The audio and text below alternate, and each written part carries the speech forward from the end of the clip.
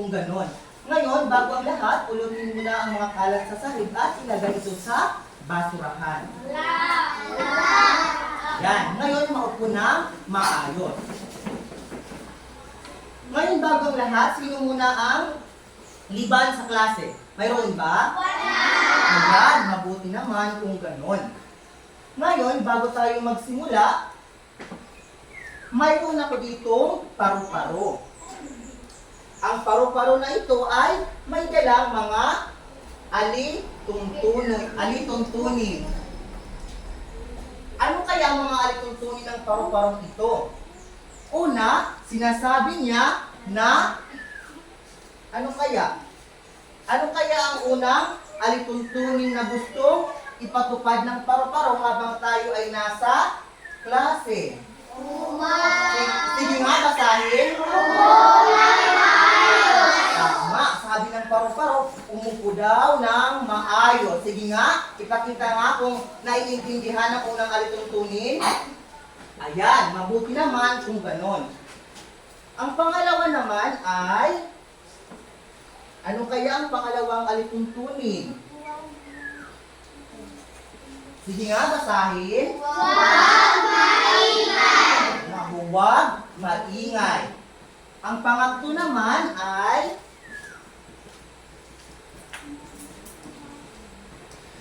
ano kaya ang pangatlong alituntunin?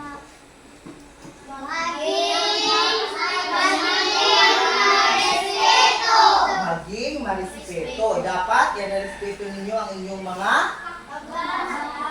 mga guro at maging mga kaklase. Mayroon pang pang-apat. Ano kaya ang pang-apat na alituntunin na gustong ipatupad ng paru-paro?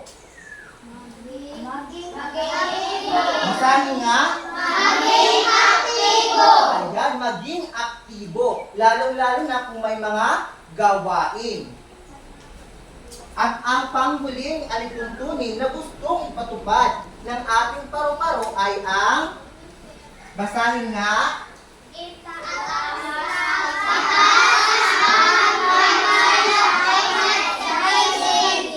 ayan, itaas lamang ang kanang kamay kapag may sasabihin. Lalong-lalo na kapag may katanungan ang guro. Naunawaan ba ang ating mga alituntunin? Ayan, mabuti naman kung gano'n. Ngayon naman, bago tayo tumungo sa ating bagong talakayan, mayroon ako ditong mga inihandang larawan. Tignan ninyo ang mga larawan. Ano-ano ang inyong mga nakikita? Tama. Anong sabi ng ika-limang alituntunin? Itaas lamang ang kamay kapag may sasabihin. Sige. Kobe, ano ang inyong nakikita sa larawan? Kalsada. Tama. Ano pa?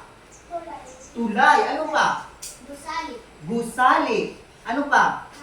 May tao. Ang lahat ng ito ay, ang mga larawan na ito ay gumamit ng linya. Tama.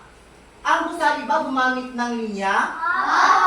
Bakit kaya mahalagang gumamit ng linya kapag gumagawa ng gusali? Sige na. Para maging matubig. Tama. Ngayon, pag-uusapan natin ang tungkol sa basahin nga. Alpabeto ng linya. Ngayon, mayroon tayong 6 na alpabeto ng linya. Ang una ay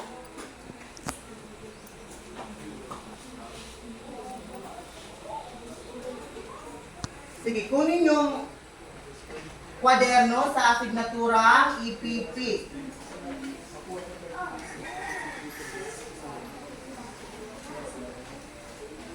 Isulat ang nasa isara.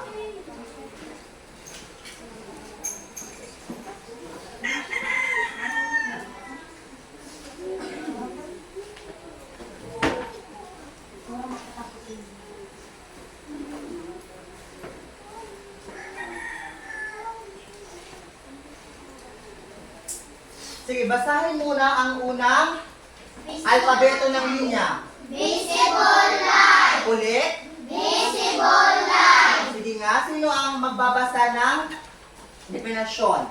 Sige nga, Kobe. Ano ba yung kahulugan ng visible line?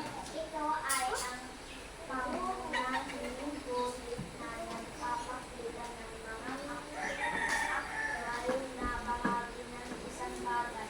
Tama, sige, maupo. Kapag sinabi natin visible line, ito ay pangunahing guhit na nagpapakita ng mga aktwal na bahagi ng isang bagay. Sa salita pa lang, visible, ibig sabihin na ikita. Tama. Ano nga ulit yung unang alpabeto ng linya? Visible line. Ayan, visible line. Ngayon, magtungo naman tayo sa pangalawang linya.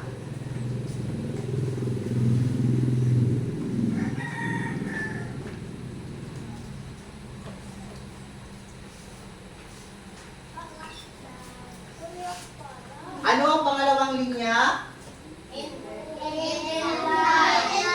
Ulit, ano? Hidden line. Tama. Ngayon, sino yung maaaring magbasa ng definasyon? Sige nga. Renza. Nito ang mga bahagi ng isang bagay na hindi nakikita mula sa isang tiyak na perspective. Diba? Ito ay buhit na mga batang ulit-ulit. Okay. Kapag sinabi naman natin hidden line, ibig sabihin, hindi nakikita. Kung mapapansin ninyo dito, di ba? Diri iya sugad ka, kadakmul. Di ba? Buti lahiya, pinakapating lahiyahin. Once kami, di ba, pag nagbukang kita, nagpapating kita, pagtatahi, nakakita ka mo doon, may mga sugad-sugad na tiya. Patlang. Uli, ano ang ating kalawang linya? Hidden line. Ngayon, tumungo naman tayo sa pangatlong linya.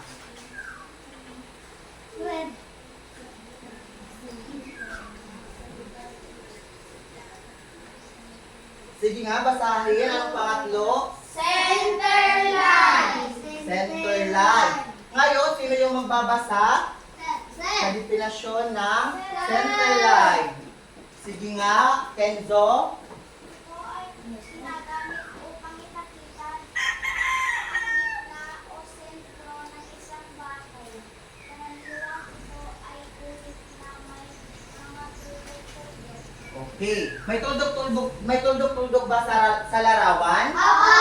Ayan, ginagamit daw ito upang makita o ipakita ang sentro ng isang bagay. Ilan na yung linya natin? Tatlo. Ulit, ano yung una? Visible Visible line. Pangalawa? Center line. Center line. Ngayon magtungo naman tayo sa pangatlo. Ano yung pangatlo natin? Alpabeto ng linya. Dimension line. Dimension line. Ano kaya yung dimension line? Sige nga, sino yung maaaring magbasa?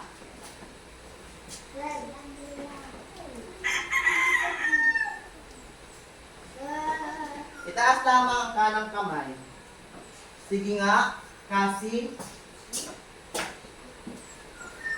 Ito ay ginagamit para sa mga sukat o dimension ng isang bahagi. Ito ay may mga arrowhead sa mga dulo.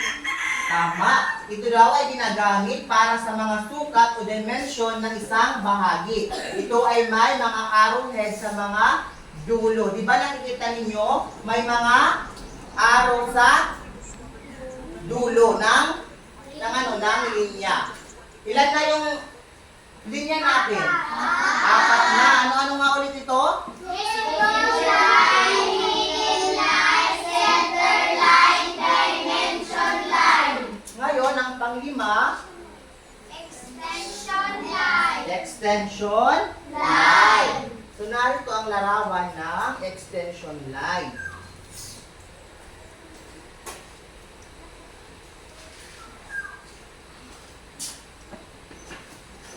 naman ang magbabasa ng kahulugan.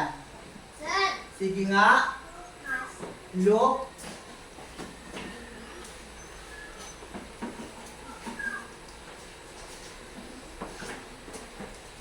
Sige, basahin.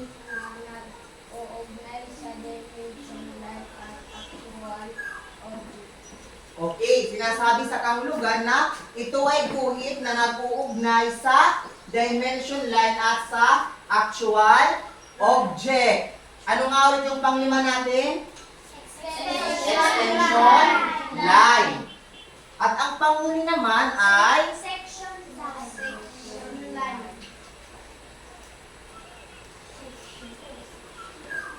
section line.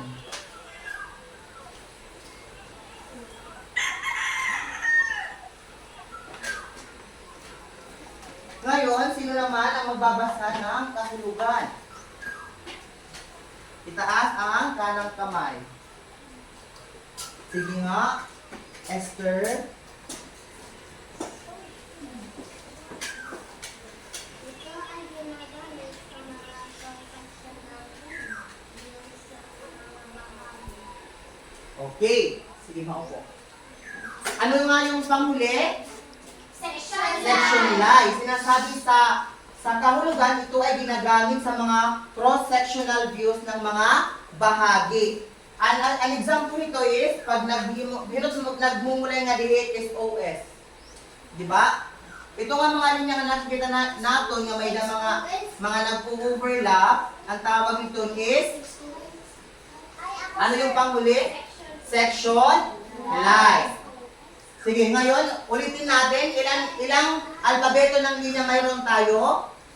6. Tama. Ano-anong mga ito? Una? Visible line, hidden line, center line, dimension line, extension line, section line.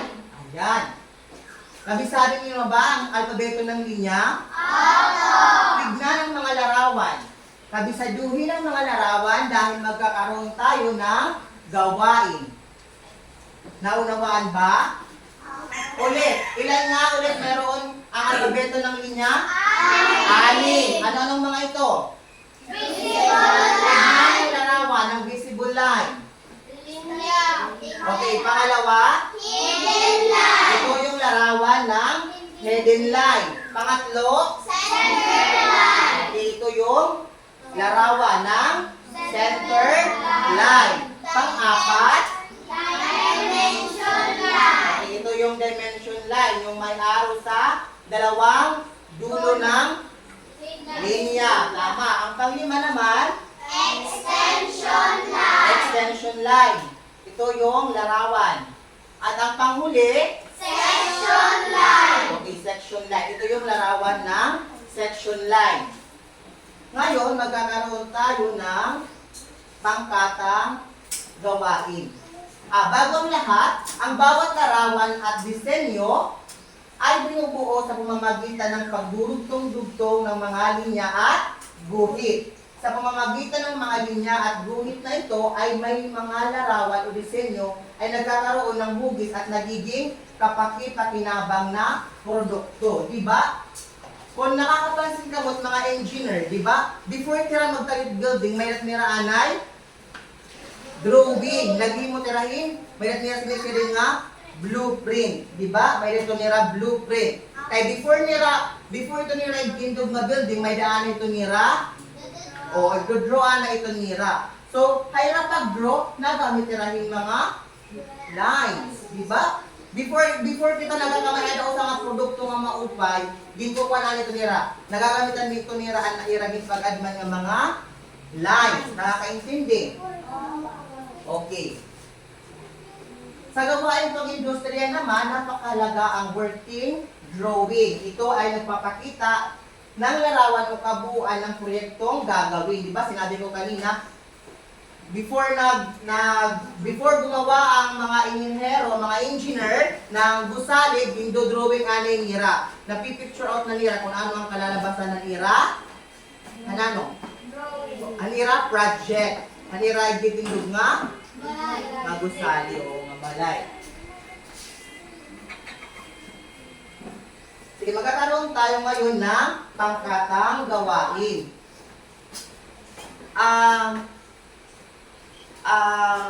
Yung ditong ang side na to ay group 1 o ang unang pangkat at ang side na to ay ang ikalawang pangkat. Bibigyan ko kayo ng tag-iisang illustration board. Sige. Ang gagawin ninyo ay gumuhit ng isang simpleng larawan ng bahay na ginagamitan ng alpabeto ng linya. Lagyan ng label ang mga linya o guhit na ginamit. Sige, bibigyan ko kayo ng 10 minuto para sa gawain nito. Sige. Magdodrawing ko nung mga daking balay, nagamit ang mga linya-linya na aton din, discuss. Tapos, nangaranan niyo kung ano itong mga linya. I-label niyo. Sige, start na. Bisan diri, bisan, huwag ka muna kung mapupunta mo kung ano mga linya nyo gagamitin. Basta makaform ka mo rin, balay.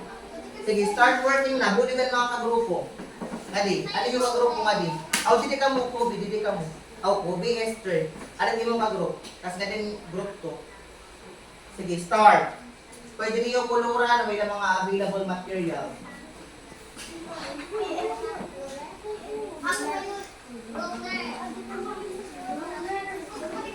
Oo, hindi. Burong ligaw mo kayo ito. Grupo ito.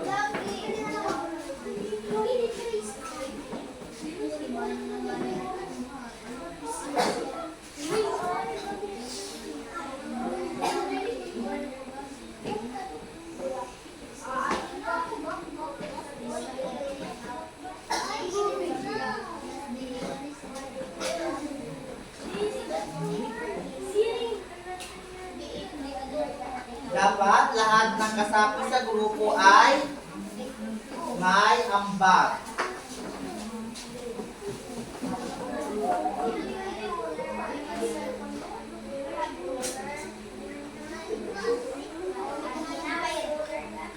Sampung minuto lamang.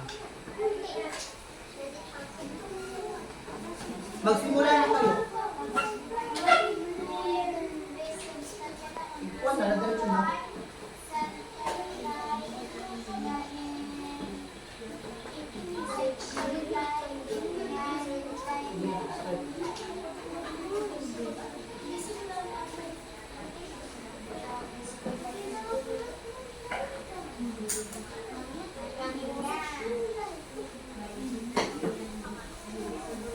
Kayo ay bubuo ng isang drawing o bubuin ng isang bahay gamit ang mga linyang sinalakay natin ngayong umaga.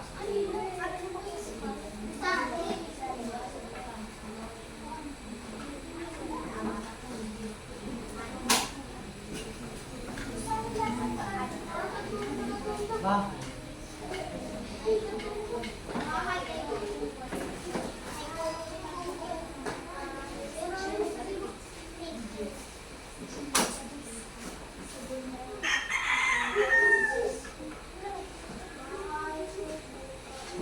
Ang hindi tumutulong, huwag isali.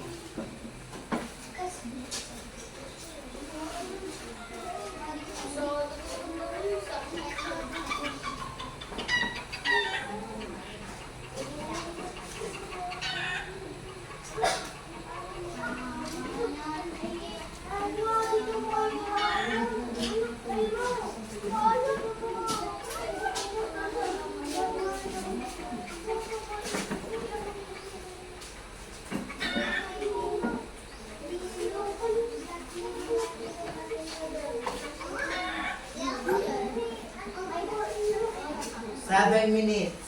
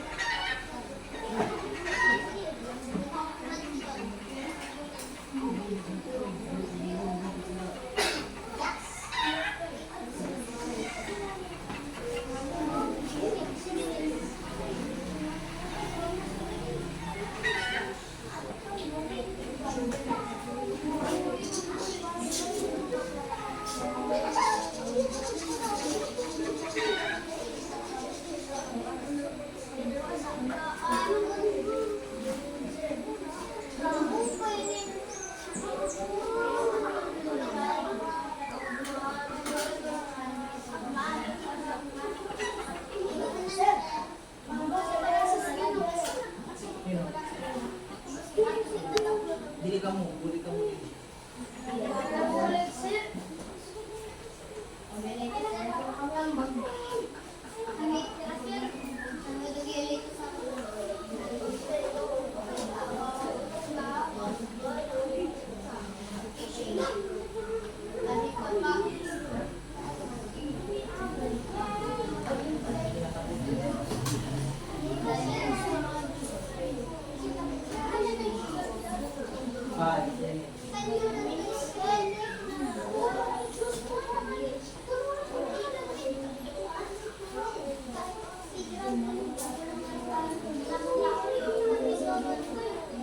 Lagyan ng label kung anong mga linya ang ginamit.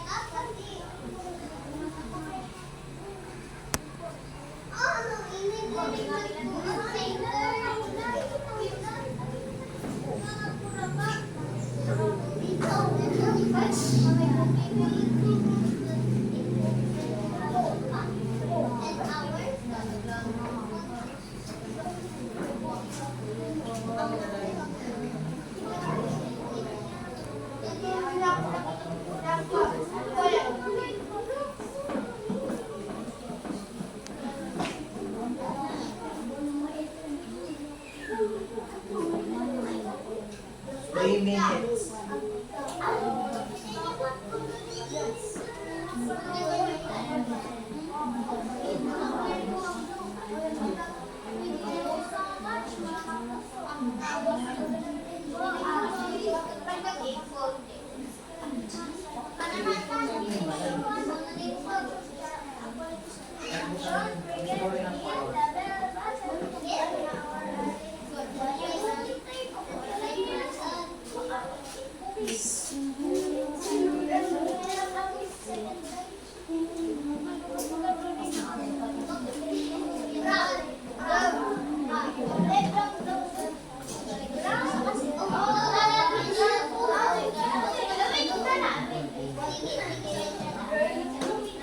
Ulit, huwag kalimutan na lalagyan ng label kung anong mga linya ang ginamit sa pagguhit.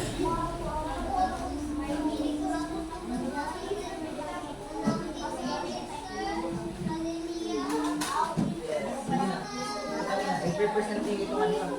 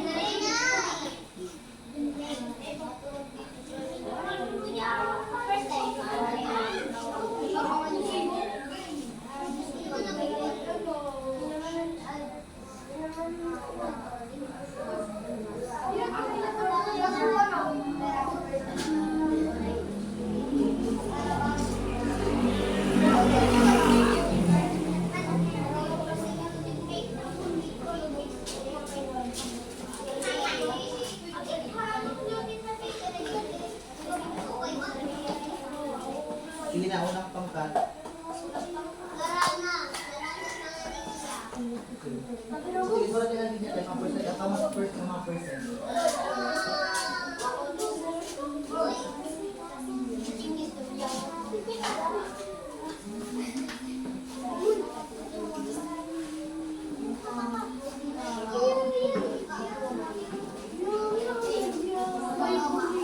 na, pagmana ko. Sige na, Renze, pag mag-present tayo. Butangin na yung kuwan. Imulay gaya ka, gaya na mo para ang mga linya yung gamit. Butangin na. Gawa mo yung style.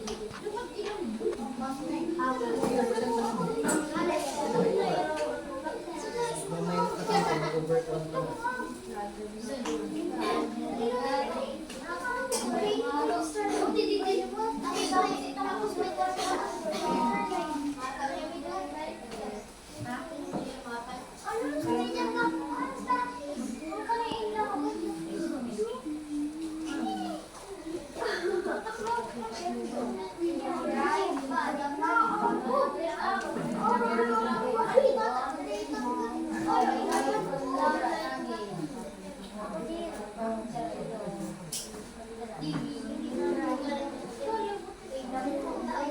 Sige, makinig.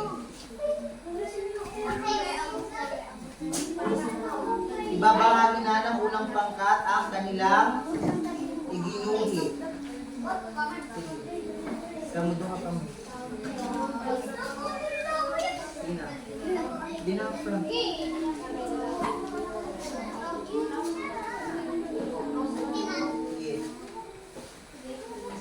Makinig muna ako po.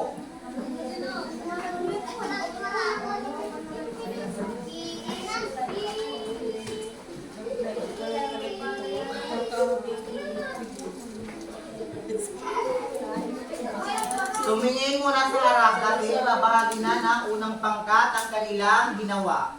Si Darenza, Ubi, Esther, hindi na. Kung ano ang mga linya nila yung gamit at nila pag-drawing. Sige na. Sige, bigyan din na. Sige na, bakit ito sa grupo. Sige. Napagtahubi ka niya ubod. Pakita mo. Ano nga mga kwa? Sige, yakin na kung ano nga mga line ang yung gamit ang yung drawing. First, para sa dimension line, para sa visible line, center line. tapos, ano pa? Section line, Sino line? tapos para sa mga window, center line, tapos hadot, visible line, para hadot, section line. Okay. Nakaintindi ka mo na laging buhat. Ibigyan natin sila ng wow clap. Alam niyo ba ang wow clap? 1, 2, 3, 1, 2, 3, wow! Sige na. Sabay-sabay. 1, 2, 3, 1, 2, 3, wow! Sige. Ang ikalawang pangkat naman. Sige, maupo na. Ang ikalawang pangkat.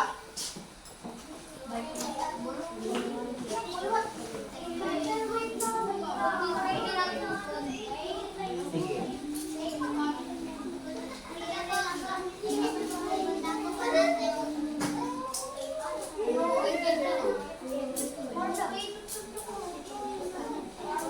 Sige na, ikalawang pangkat.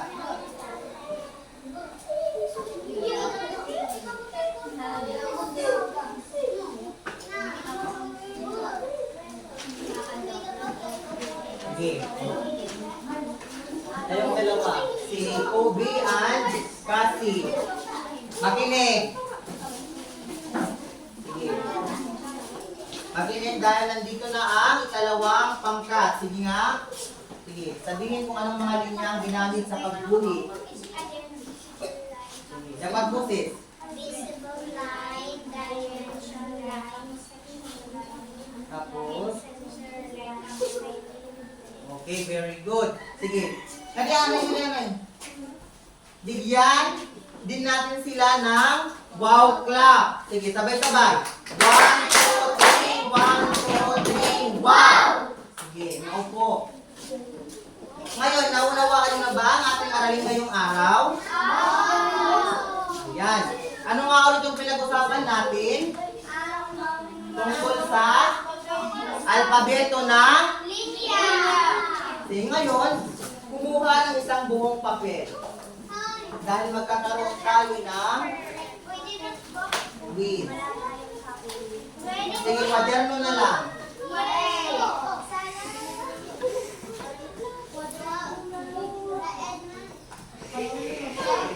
Okay.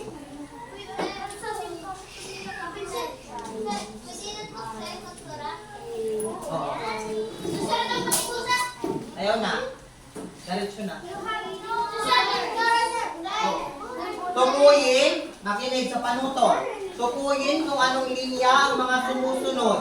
Isulat ang iyong sagot sa isang malinis na papel.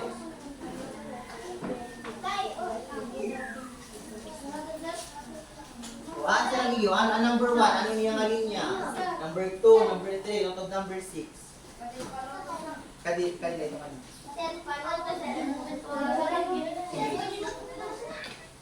5 minutes lang. Oh, sige. Ayaw na, diretso na. Oh, number 1.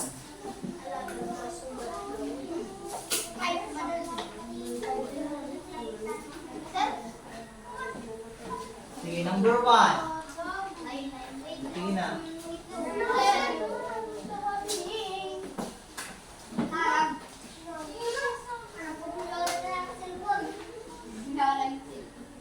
Sige. Ayaw na. Diretso na. Sagot na lang.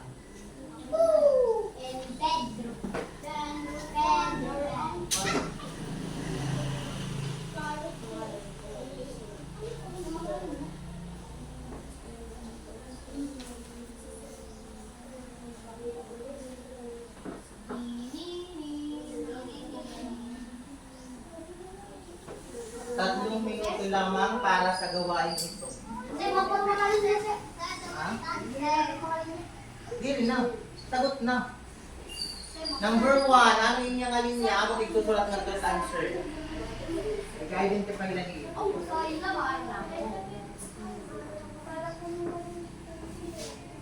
Ayaw na, sige na.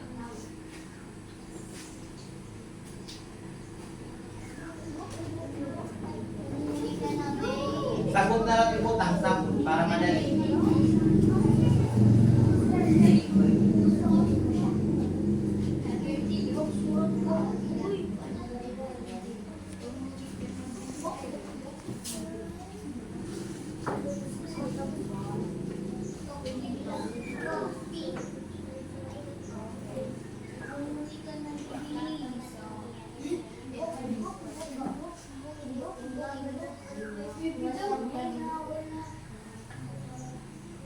Hindi na kailangang iguhit. Sagot na lamang ang isulat.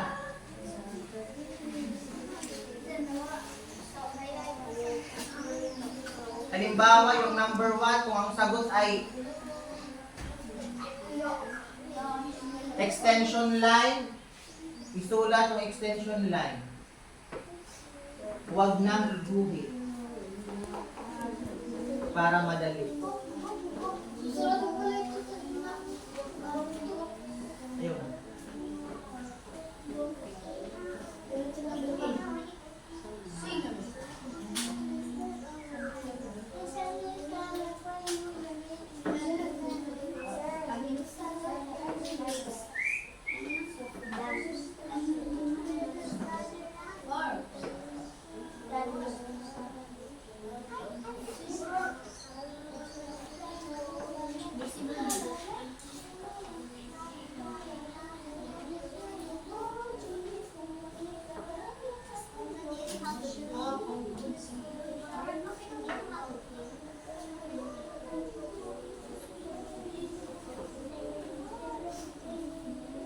Ilista ng pagsagot at iwawag ko natin sa asal.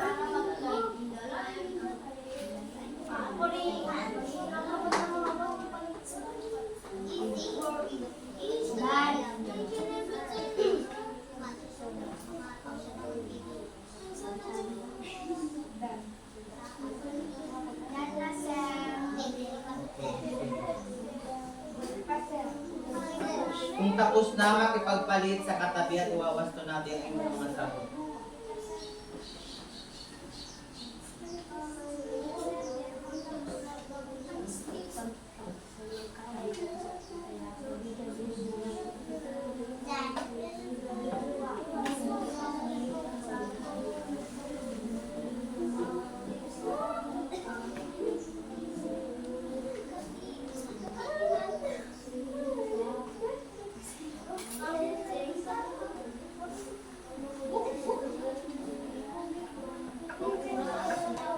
Sige, makipagpalit na sa katabi. Ang mga tapos na.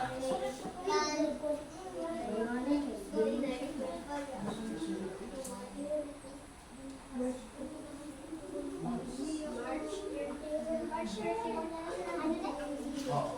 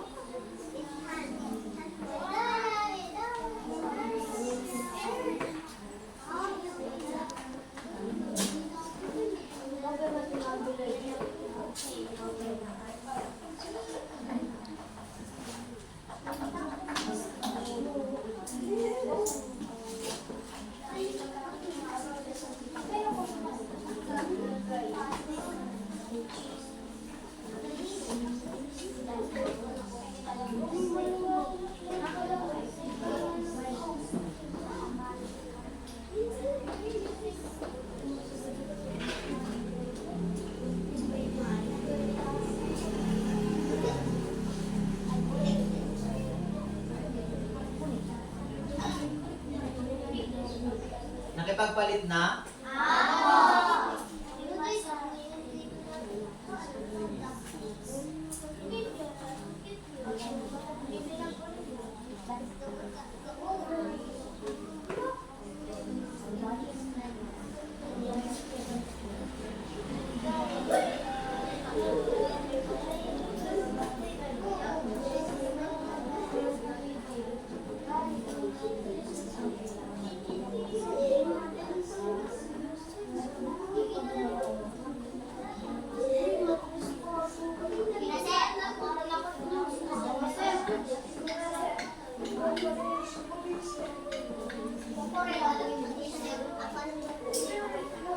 Nakipagpalit na ba lahat? Sige.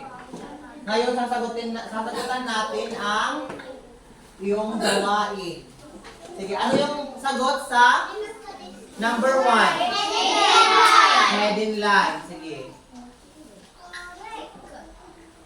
Lagyan ng check kung tama ang sagot. Number 2. Number 2. Visible line. Center line. Number 3. Center line. Center line.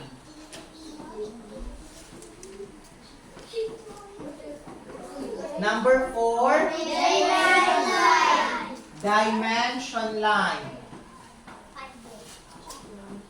Section line. Number 5. Section line. Tama. Section line. Ang number 6. Extension line. Extension line. Sige, lagyan ng score.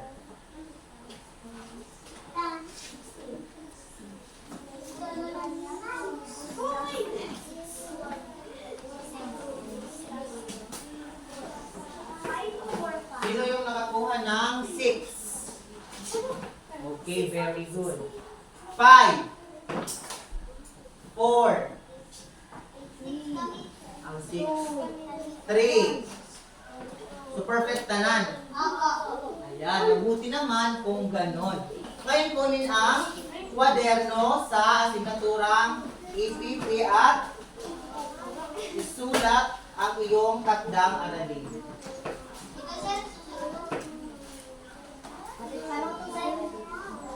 Gumuhit ng anumang bagay na inyong maisip gamit ang alpabetong linya.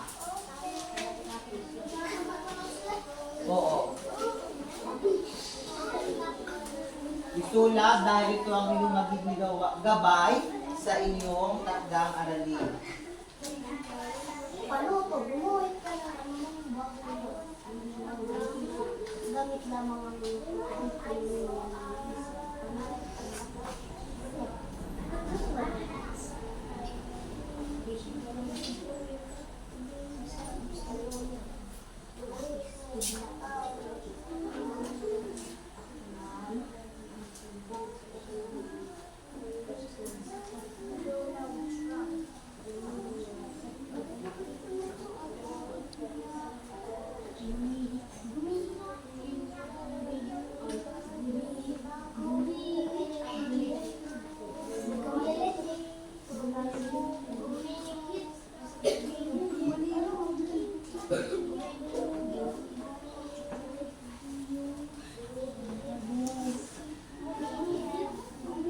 Gumuhit ito, gumuhit. Malilit.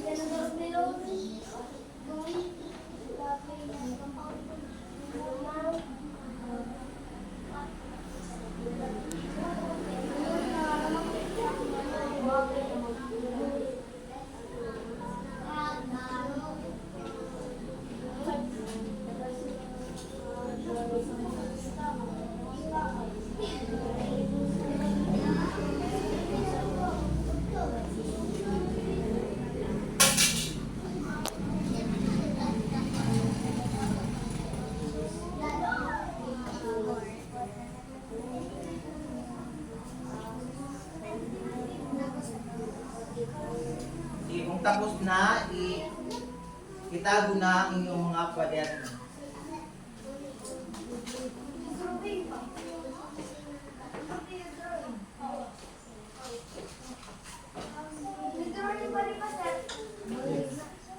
At doon ay kayo balik pagtrabaho.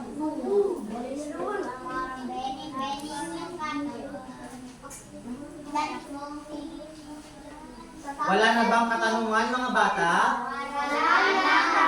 Sige, kung wala nang katanungan, yun lamang para sa umagang ito. Paalam!